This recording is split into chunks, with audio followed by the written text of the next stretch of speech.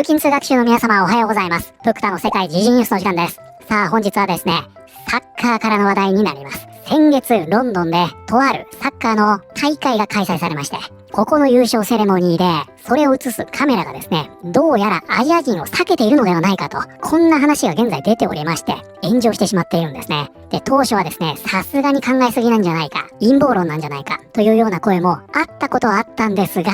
なんとですね、これが男女の大会で立て続けに起きてしまったため、さすがにこれは偶然じゃないよねと、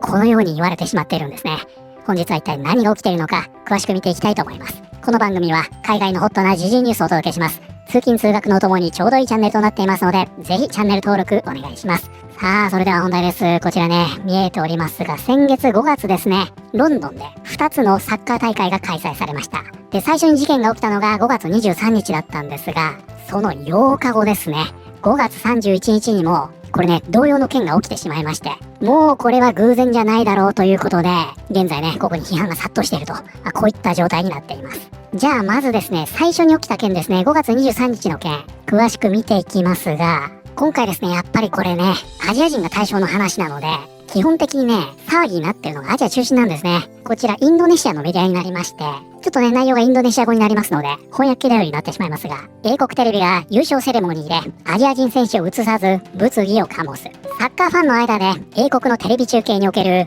ある点が注目を集めている。カメラがトロフィーを掲げようとするアジア人選手たちを映すのを避けているように見えるというのだ。ハルシティは先週末、ウェンブリースタジアムで行われたプレミアリーグ昇格プレーオフ決勝でミドルズブラを下し1対0で勝利した。ザ・タイガースは来季トップリーグで戦うことになる。テレビカメラはメダルを受け取り、トロフィーを掲げるハルシティの選手たちを1人ずつ映していた。そしてここです。しかし、ミドルズブラ戦の決勝ゴールをアシストした日本人選手、平川優がトロフィーを掲げようとした瞬間、カメラアングルが突然切り替わった。ということで、ここではね、何が起こったかと言いますと、先月ですね、ロンドンのウェンブリースタジアムで EFL チャンピオンシップ昇格プレーオフが開催されました。で、この決勝が5月23日だったんですね。そしてここで、日本人のね、平川優選手が所属するハルシティが勝利を決めておりまして、その後、優勝セレモニーが開催されたんですが、ここでね、この平川選手がトロフィーを掲げようとした瞬間、カメラがね、全く別のところに切り替わってしまったと。こういったことだったんですね。で、これに関しましてはね、こちら韓国メディア、中央日報も報じておりまして、ちょっとね、これだと分かりにくいんで、こちら日本語版もあります。ここですね。日本人選手がトロフィーを掲げると、カメラ切り替え。欧州サッカー界でアジアンパッシング論争。偶然の一致と見るにはタイミングがあまりにもできすぎていた。欧州サッカー界ではこのような場面は珍しくはない。アジア選手が主役になる瞬間、素早く画面を別の場所へ切り替え、その後トロフィーが欧米選手へ渡ると再びカメラを戻す。いわゆるアジアンパッシングだ。SNS にはファンの批判が殺到し、日本メディアでも明白な差別だと問題視する声が上がった。ということでね、これ韓国メディアがね、盛んに報じているのは、この下にもありますが、これまでね、韓国の選手たちもこれやられてると。こういったことなんですね。これがアジアンパッシングだと。で、このね、アジアンパッシングというのが何なのかというと、字面的にはね、非常にわかりやすい。アジア人をスルーするということなんですが、こちらですね、2022年に、こういったね、署名というのが始まっておりまして、スポーツ業界でアジア人を除外しないでください。で、ここでもね、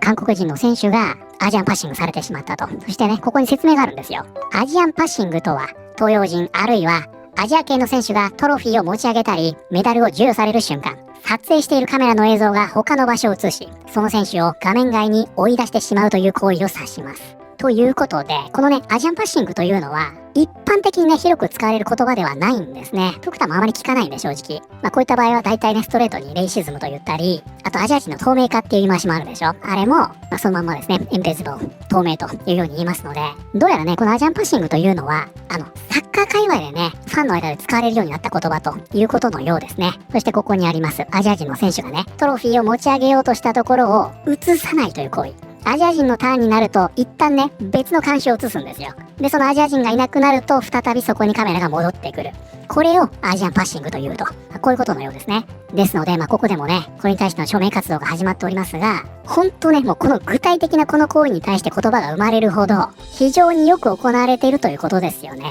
これは2020年世界サッカー連盟、欧州サッカー連盟、英国サッカー協会など多くのサッカー関連団体と選手、ファンたちが黒人に対する人種差別反対キャンペーンを主導し、進めてきたことと相反するダブルスタンダードに他なりません。何よりもこのような行動が全世界のサッカー産業の中で最も大きな比重と波及力を占めるイギリスから始まったという点はさらに失望させられます。ということで、これもね、本当によく言われることですよね。黒人に対する差別というのはね、ちゃんと可視化されたりするもんなんですが、これがね、対アジア人になりますと、差別という認識すらないというね、よく透明化とか、そんなことも言われますが、まさにそのダブルスタンダードを指摘しているということですね。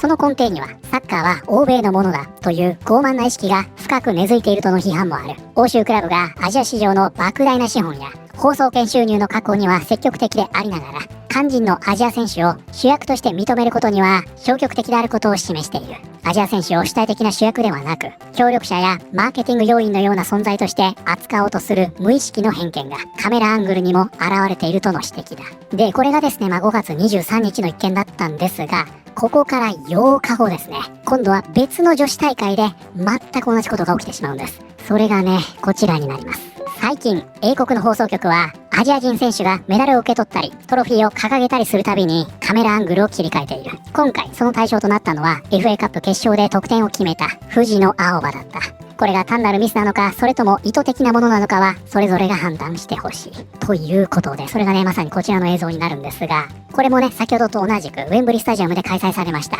女子 FA カップ決勝ですね。ここではですね、この試合で得点を決めてます。藤野あおば選手がこのね、優勝セレモニーで同じくアジアンパッシングを食らってしまったと、このように指摘されているんですね。じゃあ実際見てみましょうか。ここでね、次々とメダルをね、首にかけられていくわけですよ。このようにね。そしてここにいますね、藤野あおば選手。この次にメダルを授与されると。こういった状況になるんですが、どうなるのか。ほら。ね。結構露骨でしょ。もう一回見てみましょうか。ここね、前の選手の首にメダルがかけられた瞬間、これが終わった瞬間、切り替わるんですよ。そしてこのカメラは藤野あおば選手を映さないんですね。ほら、映さないんですよ。今ね、彼女の首にメダルがかけられているのを待っている状態です。映さないんですね。通り過ぎるのを待っていると。で、こちらがね、先ほどの平川優選手のケースなんですが、これね、スクリーンショットで流れ説明してくれてます。ここにね、トロフィーがあって、これを掲げようとした瞬間、こちらですね。パッと別の観衆の全然関係ないところにカメラが映りまして、これを映していないんですね。これ、同じでしょ？ほら。となったら、もうこれ偶然じゃないよねと。